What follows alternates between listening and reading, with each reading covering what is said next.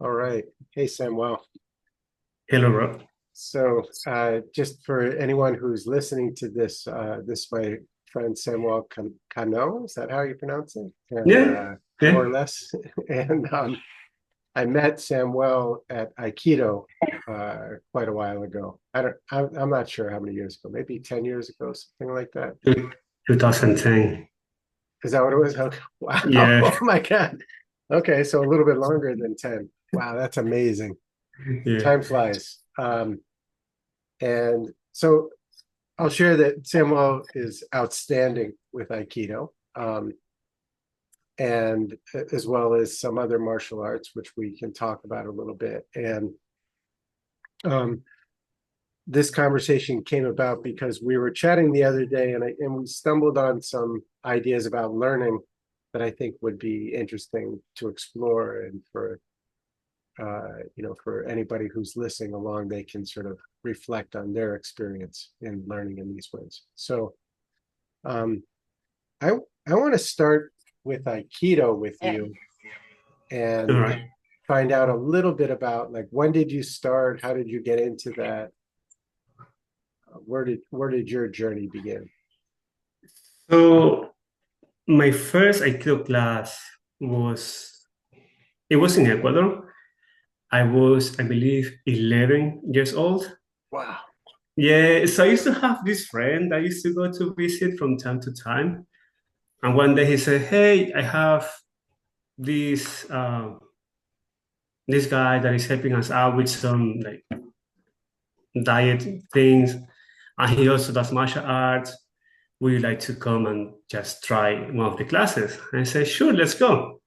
So I asked, like, do I have to wear anything special, or like what Hmm. do I have to do? He said, "Nah, just come with something like very comfortable, like sweatpants and a t-shirt, and that will be fine." So went to the class. It was a Thursday, and I remember it's a Thursday. You would know why, because the class was very simple.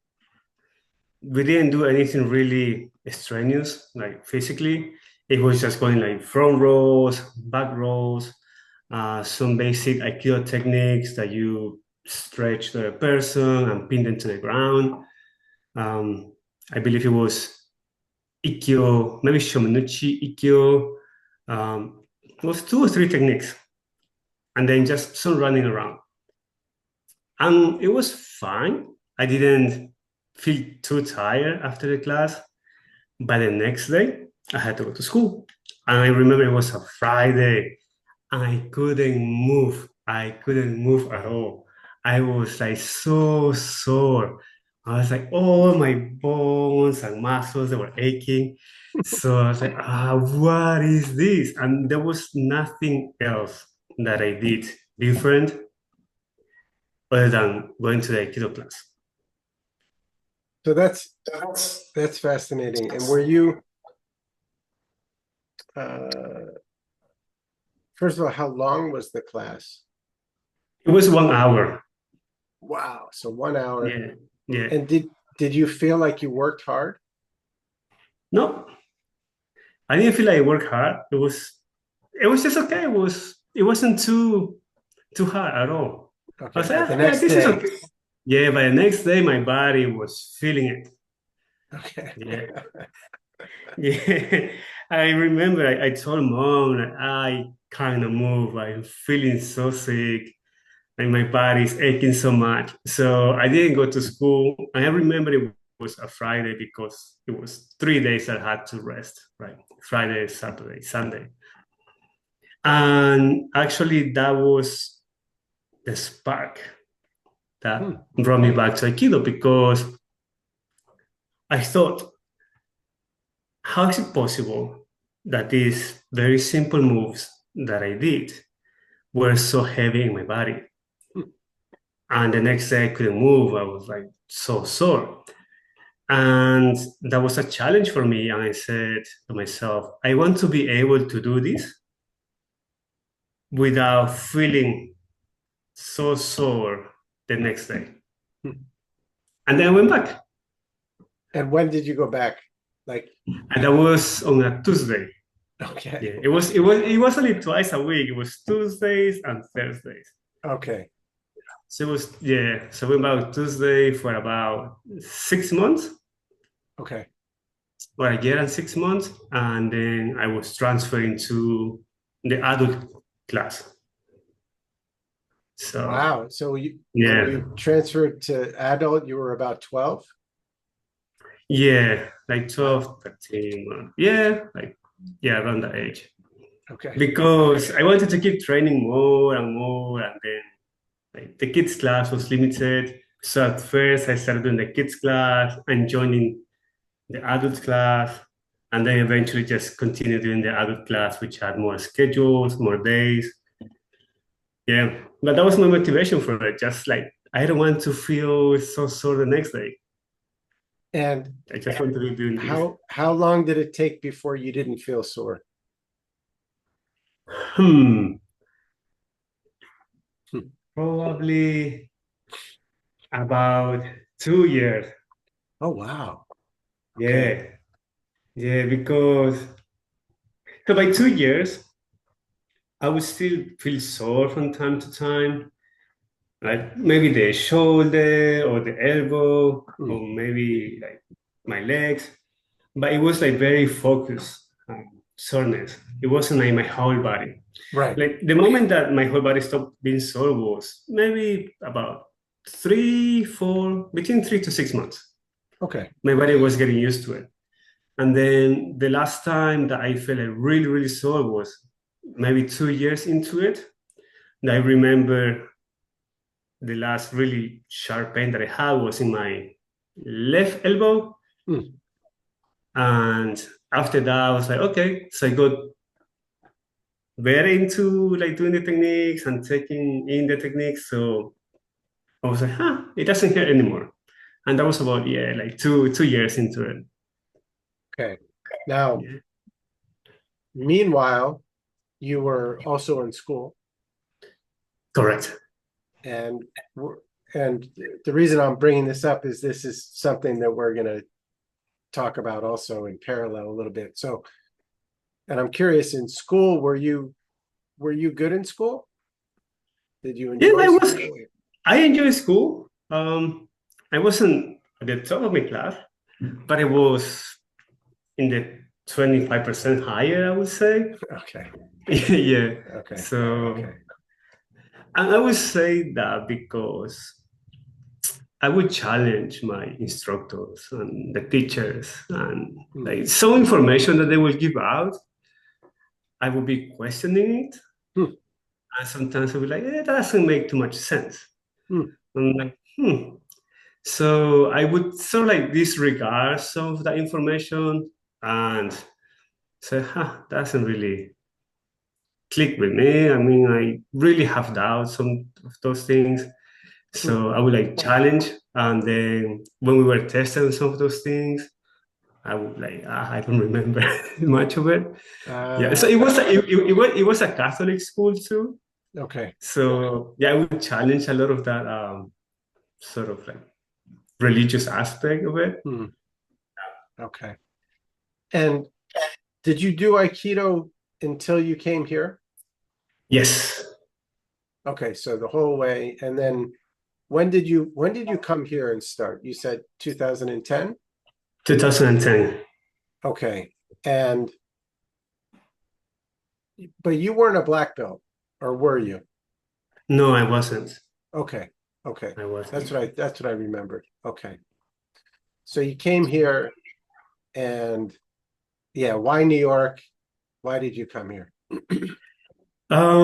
So pretty much dad was living in New Jersey and he said, hey, you should come live over here in the US. At first I didn't want Hmm. because I said, I'm doing Aikido here, I have my friends, I'm going to school. So I'm pretty much fine. So I don't Hmm. really have a necessity to Hmm. to go. Hmm. It wasn't really something that I had thought about it. So all of the sudden it was like, yeah, you should come. I was like, And eventually I said, yeah, sure, let's do it. And that's how we ended up moving to New Jersey. And that was, yeah, February 1st, 2010. Wow. Okay. Yeah. And you started Aikido right away. Yes. Okay. Yeah. The first class that I went,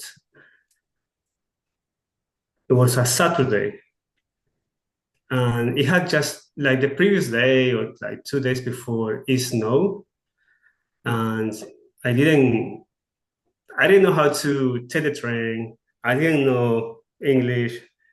I only had my phone, an idea of where I had to go. I wasn't prepared for winter at all. So I was just wearing sneakers and like blue jeans without any underlayers and a jacket. And and then I knew about New York type at the time because my friends had gone there before and they told me like this is the place that you have to go train. Right. So I was like, okay, this is the place where I'm going to be training, and then Yama Sensei is going to be there teaching. So I went walking through the snow, like 2 blocks away from the apartment. I was so cold that I was seriously considering going back to the Hmm. apartment. And then I said to myself, if I go back now, I don't think I will go to Aikido ever.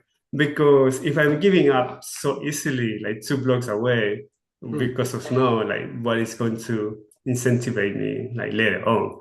Hmm. So I just pushed through it and eventually made it to the class. And it was a Saturday. I got in about 10 minutes late because I woke. So I took the train from New Jersey, from Elizabeth to Penn Station, Hmm. 34th Street.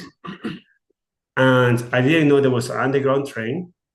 So I walked from 34th Street to 18th Street, like with the streets still with some snow in it. So I just, yeah. And you were able to get on the mat. I was able to get on the mat. Yeah.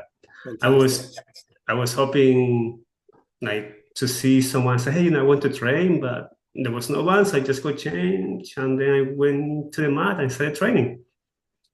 And Yamato is teaching. Yamaha Sensei was teaching, yes. That's amazing. So for anybody who doesn't know, so the school that we go to had this very famous teacher called Yamada Sensei, who is kind of famous in Aikido around the world, and people came from all around to see him. So that's amazing that that was your first class. Yeah. Yeah. Yeah, And I then was very happy. I was very happy about it. and then did you start coming regularly?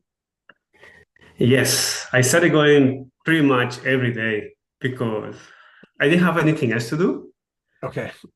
So, so instead of staying home all day without doing anything, I said, I just go training. And then we had what, like between 5 to 6 training sessions every day. So I So was we going to tried ask, to be there. were you a Yeah. deshi? I was a Deshi later on. Okay. So Yeah, not so from the deshi beginning. is a term for somebody who's an apprentice, really, in Aikido. Yeah. So when somebody's a deshi, they either live at the dojo or sometimes they're people who live outside. But most of the uchi deshis take all of the classes. So they usually get very worn out. But so you were going to many classes before you were a deshi. Wow. Yes. Yeah. Yeah, I was going. Yeah, because I have anything else to do until I started taking English classes, Okay. right? English lessons because I wanted to go to school.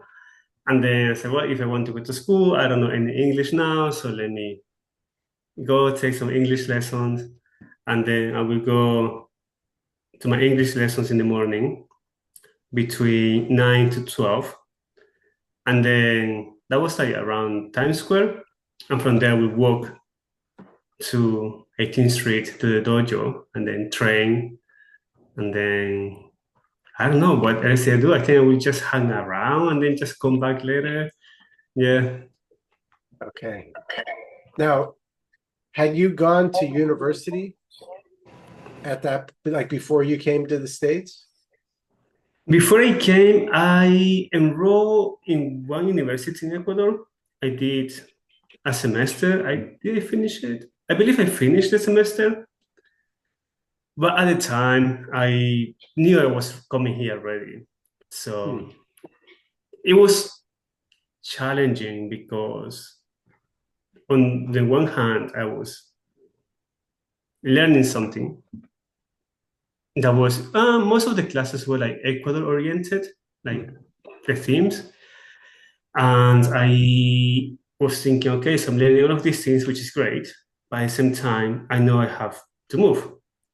So it was kind of like balancing the two ideas. Like, okay, I'm learning here because I want to stay here.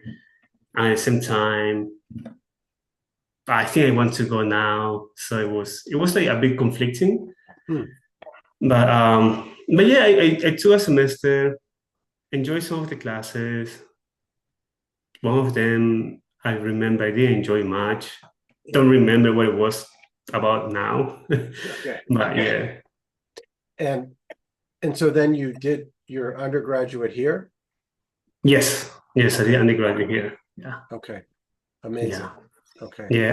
And I so for my undergraduate, and this is something that I talked with this with someone at some point, and I told them like I came to the US, didn't know any English, and then pretty much all of the school enrollment, I did it on my own. I didn't have anyone to walk me through any of the process. It was just like me inquiring, like, hey, how do I do this? What do I have to do? So it was just like every step by step, I had to like keep inquiring because I didn't have a guidance to tell me, hey, this is how usually you roll into school and then you have to take this test. So all of that, I did it on my own, just with the guidance of like different people that I came across through each step. Hmm. And like reflecting about it now, I'm like, well, yeah, that was kind of challenging, but I did it. I don't know how, but, I mean, but I did it. it is remarkable. Like you just came just learning English and then to go into university is like remarkable. Were all your classes were in English? Yes, all of them were in English. Wow. And you Yeah, had to do the enrollment and navigate that yeah, process. Okay. yeah. Yeah. Amazing. It And was very challenging. that's sort of how we stumbled on this topic is we were talking a couple of days ago and you were sharing with me that reading and writing was actually easier for you than speaking English. Is that Right. so? That's Yeah. so interesting. So,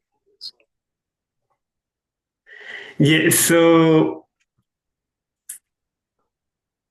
reading and writing, well, mostly reading was easier than anything else for hmm, me. It was easier than hearing English. It was easier than speaking it. It was easier than writing. So I started reading like a lot of books and just looking through different like scientific essays online. And I really enjoy it. I really enjoy the structure of the things I was reading and how easy it was to comprehend the concepts and ideas that they were expressing. So I just kept on reading and reading more things, and then just like different books, different essays, and I just kept falling back into reading because if I tried to speak, which I could, it was still like very challenging. So I was like, hmm, So my social interaction was very limited, right? So I have like this really huge wall. Well, not so much of a huge wall, but I have like this really wall, or like this wall that prevented me from like interacting with people in a really smooth way. hmm. So I was like, okay, like it's challenging to go and just be interacting with people because sometimes I cannot express my ideas, and sometimes what they're telling me I cannot really comprehend because they might speak very fast. So I was like, let me just pick up a book and then just be reading or something. Yeah, so that's how I felt. I kept falling back into reading. Hmm. And eventually, because of the classes, I had to write essays as well. And I said, okay, this is very exciting because I want to convey my ideas, which I'm having like a really hard time conveying when I speak. Let me put it in paper. So, and that was fun. That was very stimulating. But even then, it was challenging to write. Like sometimes I had a lot of run off sentences and a lot of grammatical errors, which I was okay with because well, I'm learning. So, but I kept pushing myself to make it in a way that was easily understandable as the things that I was reading. Okay, so I want to slow that down and break it down because it really caught my attention. And I think it caught my attention because I had such a different experience with writing. Like it's never been my favorite thing. So like I'm intrigued that you said it was a lot of fun. Like Yeah. Okay. did you really enjoy it? You enjoyed, Yes. wow. And so tell me more about like what was it that you enjoyed about the process of writing, especially in the beginning when you said it was very challenging, right? Yeah. So I really enjoy. Um, so I got to learn the structure of an essay when I moved here, Hmm. and at first it was difficult. Like, what do you mean I have to do an introduction of what I'm going to talk about, then talk about what I'm talking about, and then do the conclusion, like telling again what I talk about. And but and So then until sandwich essay, right? yeah, yeah. So until it clicked, I was like, oh, okay, like it makes sense. So let me do it. And I really enjoy finding ways, creative ways to express my ideas, and I enjoy because as I said, like when I wanted to speak or wanted to like convey ideas through speaking or dialogue, I would have a hard time. Hmm. So the moment I was typing them, at least at first, it was making a lot of sense for me. So that was very rewarding. So I was like, okay, yeah, this is what I want to say, and it's making nice sense. And then when I gave it to the professors, they will read it, and they will come back with feedback, and then just improve on the ideas. So that's why I had a lot of fun because I was able to put my ideas in in words and then just convey them. So that was the fun that I'm talking about is just a rewarding. Like that was Hmm. like it was very satisfactory. I mean, one thing that stands out for me is you had ideas that you wanted to express. Yes, Like, and so that it's almost like that's pulling you forward because you want to express it, and then there's the with speaking there's a barrier, but correct. with writing, if you put in the effort, you could make it somehow. Yes. And you started getting some indication that you were being successful Yeah. in conveying your ideas. Yeah. Yeah. And that felt great. That felt Mm. great. Yeah. Yeah. So would you usually would you write an essay and then go back and forth with the professor a couple times, or it's just always a new essay? Or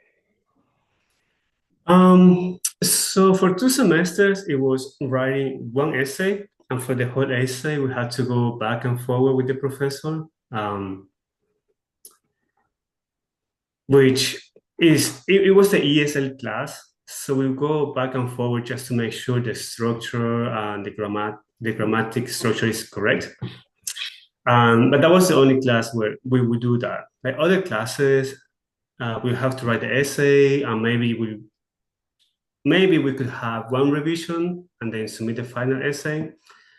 Sometimes it was two, and some other times we had to write the essay and submit it. hmm, Right. So, and even with those very limited revisions, and the feedbacks, it felt that I was doing good because I was getting good grades. So I was getting like compliments on the side at the end of the essays, like, hey, this is a really good idea, like how you explore this, or how on the way that you put this essay or this yeah, I mean, I will get a lot of compliments on the side of the papers, and that felt like really good, and that's why the next time that we had to do an essay, I would be very happy about it, just because I knew I wanted to keep going back and say, okay, like I put this idea in such a way. Let me see what you think about it in your feedback and how it's expressed. Yeah, and that's why I had fun. Yeah. So when you got an assignment for an essay, that was good news. Yes. Yeah, Wow. that was good news. Yeah. Wow. That's quite unique. Huh. And okay, so you did that undergrad and then you also went to grad school? Correct. Yeah. So then I went to grad school and it was the same process. This time I was more fluent in writing, more fluent in speaking as well. So that was that was actually better, the whole experience. And just before I finished undergraduate, I came across it was an information flyer at school that had like different scholarships and different ways that you could apply for a scholarship and external scholarships that you could do like research or write essays, and then they would just give you money, or they will cover for your expenses if you were going to have to interview some people somewhere else. And I remember I felt very happy coming across the flyer, and at the same time very frustrated because it was in my last semester when I came across this information. And I said, okay, well, it's good that they have this information now. It would have been better if I had it before. So for my last semester as an undergraduate, I applied for a scholarship and it was approved. And I used the money to go interview some people in Ecuador on indigenous rights and then write an essay about it. And when I went into graduate school, the first thing that I started looking for was those sort of like scholarships and fellowships. And then we'd just be writing, like, okay, we'll find one, and okay, let me write for this and apply for this. And I really liked it because it was very structured, right? So it's like, tell us where you are, what you want to do once you do this project or do this research, and what is the outcome. It's a very structured thing. And I really enjoy it because it was like, okay, we're going from point A, from point B, and then we have a result C or D, right?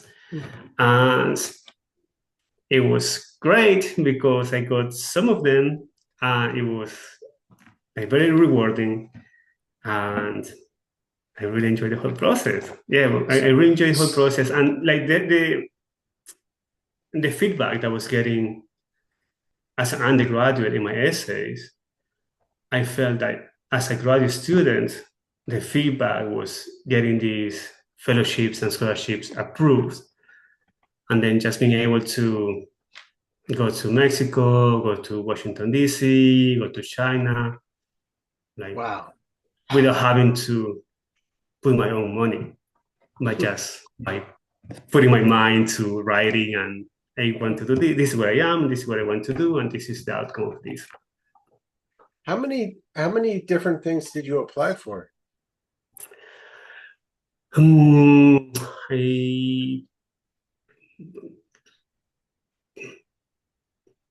I think max it would have been 8, no more than 10. Okay. Yeah. And you got awarded how many? Four. Amazing. Wow. Yeah. And you So I'm got really, to really travel happy. with those? Yeah. Yes. Yeah, I got Wow. to travel with those. Yeah. Wow. Yeah. So, um, and also you went back and became a deshi at the dojo also. Yes. Yes. I went because I really enjoy the martial arts. I really enjoy the training. I really enjoy the space. Hmm. And it felt like very much like home because it was the first space that really embraced me when I came to the US. Hmm. So I said, okay, I want to be more, I want to spend more time here. And that's why I decided to go back to training. Hmm. And yeah, I was there like for a long time. Like even before I was at Asia, I would spend a lot of time just training, like every day, morning, afternoon, evenings. And when I was at Asia, same thing, right? But it would be more intense. Wow. And so Yeah. when you were a deshi, you go to almost all the classes? Yes. Yeah. When you're at Asia, you are at least at the time you were required to take all of the classes. I don't know how it is now, but we had to take all of the classes. We had to do the cleaning before training, after training. Like we had to feed ourselves, like just do the general, like pretty much just like everything, and then training, right? Like Wow. clean the showers, uh, clean people's uniform, like do the laundry, like those sort of things, like clean Wow. the stairs, the dojo, upstairs, just like everything. And we will be tired because we're training all day and then we have to do all of those things. Yeah. Wow. Okay. And were you at school at the same time? Mm, when I was living there, I was in a summer break, so I Okay. wasn't doing school at the time. Okay. But when I went back to school, I would be still training in the morning, like at the 6:30 a.m. class, go to training, then go to school, after school, come back for the lunch class, go back to school, and then come back to training. Wow. Yeah. Now, is two questions. Is writing still a part of your life? Not as much as I want to. I miss it. There are some days that have like this really writing spark, Hmm. and it might be in the random places. Hmm. So I just grab my phone and start writing on my phone, like okay, because if I noticed maybe last year I was having like these writing sparks, and then I said, okay, I write when I get home, and then we get home and then forget about it. I Hmm. said, oh, what was it that I wanted to write? Right. So now, if that happens, I just grab my phone and start writing. Not necessarily writing academia, but like writing like just random stuff Okay. that comes to my mind. Yeah. Well, I guess the second question is, I mean, Aikido has been a lifelong journey for you. And it's Yes. amazing, like all those years, like you've been so engaged. And then I know since then you also did jujitsu, right? I know you did other martial arts. And then writing, it seems, became a very important thing for you also, and Yeah. learning. And I'm wondering, what is it that you're trying to learn now? And is your experience similar? Like, are you learning something new now? And what's similar about that and what's different? All right. So, what is new now that I'm learning is mostly jujitsu, Hmm. which I've been doing for about a year and a half, let's say 2 years, right? So I'm still pretty much a beginner, but it's really cool because every time I have to adjust my body to whoever I train with. And it's just a whole process of relearning my body, right? Mm, How to move my body. In Aikido, we move our body in a specific way. mm, In Jiu-Jitsu, the movements are different. So that whole process of relearning is very stimulating. mm. So I enjoy it. And that is the most learning that I'm doing at the moment. Not at the moment, I'm going back to once I recover from my injury. Mm.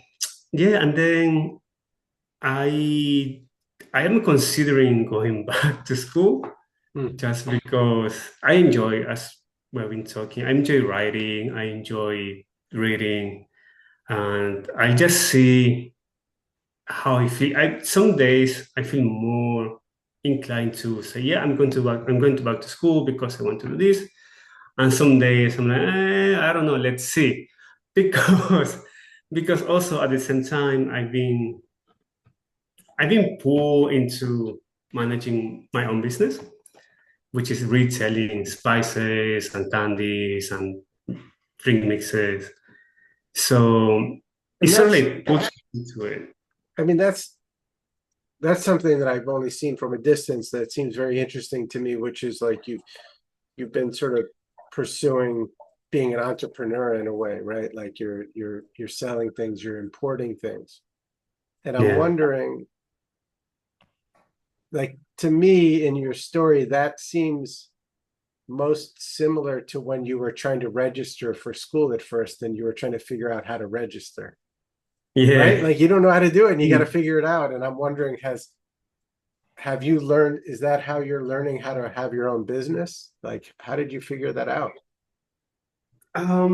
Actually, yes, it is sort of the same process. It's been asking, going step by step, and then some steps where I find out like, oh, I had to file this form like 2 months ago, and I'm like, oh, I have to pay a fine.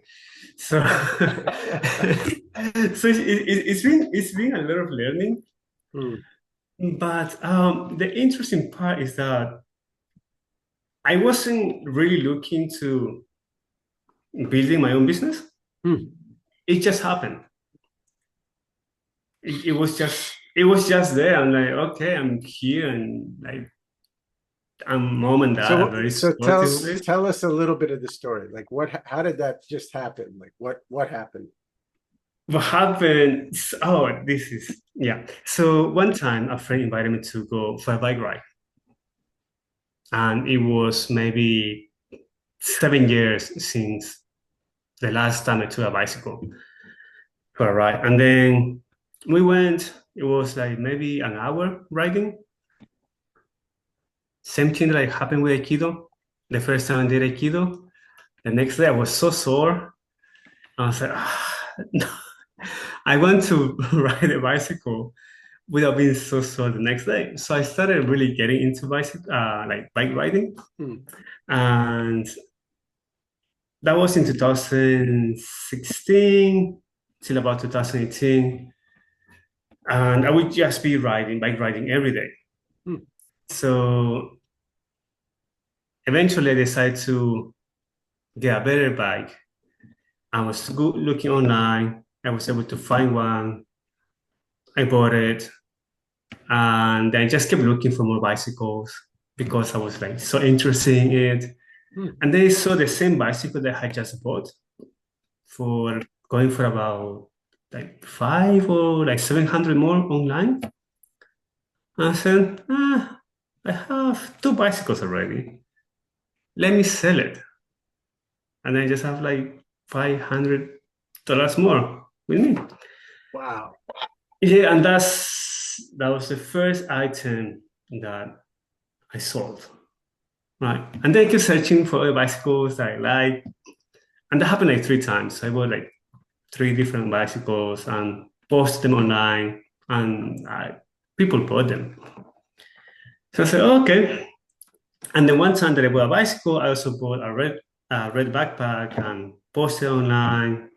Someone bought it. And that's just how I got pulled into it. I was like, let me find this thing and then just post it online, people will buy it. And then it just kept going. It was like a never ending thing. Like, okay, find this thing, people buy it, buy this thing, people buy it. Eventually, I was bringing products from Ecuador. I was going to Ecuador like twice, at least once a month, sometimes twice a month to bring products. And and it was a lot of learning, just like Wow. the logistics of it, like the return on investments, like all of the costs. So it's been a lot of learning, Hmm. and sometimes like with the pros I was bringing from Ecuador, like one time, how much was it? It was like $12,000 I was bringing, and then CVP said, "Okay, what is your forms? Where are your forms?" Like, what do you mean my forms? Like bring these products all of the time. And they say, yeah, Uh-oh. like the laws changed recently. So now you have to provide, I don't remember the name of the form. You have to provide these forms Hmm. to bring these products into the country. I said, okay. I wasn't able to get the forms. I mean, I was able to get the forms, but I was not able to get the products into the country. Hmm. So I was like, I was like, they told me you have to destroy them. I was like, "Ish," which was like 12,000 worth of money. Oh, Eventually, I was able to return the products. I got them out of here, got them into Ecuador again, and I got my money back. But that was like a really big hit because I was like, yeah. yeah, That's a big hit. and Yeah. yeah. So all of those things, like it's like that. Like if my product, sell it. Sometimes encounter some issues like with CVP that I couldn't bring the products in. And it's just a constant learning. Hmm. And yeah, so it is very unstructured. It doesn't Hmm. have much of a structure. And that's where I struggle Because because there's not enough structure. yeah. Hmm. So I'm like, okay, so this is working now, but I'm wondering, like, okay, so it's working now, it's going smooth. But what else do I have to keep looking out for Hmm. that might come back to me and say, hey, you actually cannot bring this product or you cannot commercialize this product, and then just go back again to finding something else. So that's why I find the business a bit challenging. And I just keep being drawn into it, even though a lot of the times I want to go back into academia. Hmm. But at the same time, the business brings a lot of money, sometimes more than others. So it's just like Yeah. conflicting. Wow. That's exciting. It's so cool how it just, like you said, it just started, right? Yeah. Uh, It was just like that. I wasn't looking for it. It just happened. I was like, wow. okay. Yeah. All right. Well, I think that's a good place to pause. It's like because it's almost like opening another chapter, and maybe we'll do another talk going more in depth with that. All right. Yeah. Well, thank you so much for sharing this story up until now. Oh yeah, thank you. Thank you, All right. because it also helps me to keep track of what's happening and where Yeah, it is I could head interesting when to. you when somebody asks you to tell your story, it's like, oh, it gives form to it that maybe you didn't notice, right? So Yeah. yeah. Yeah. So thank you Oh, for that actually. yeah, Thank you for thank the you. questions. All right. Cheers.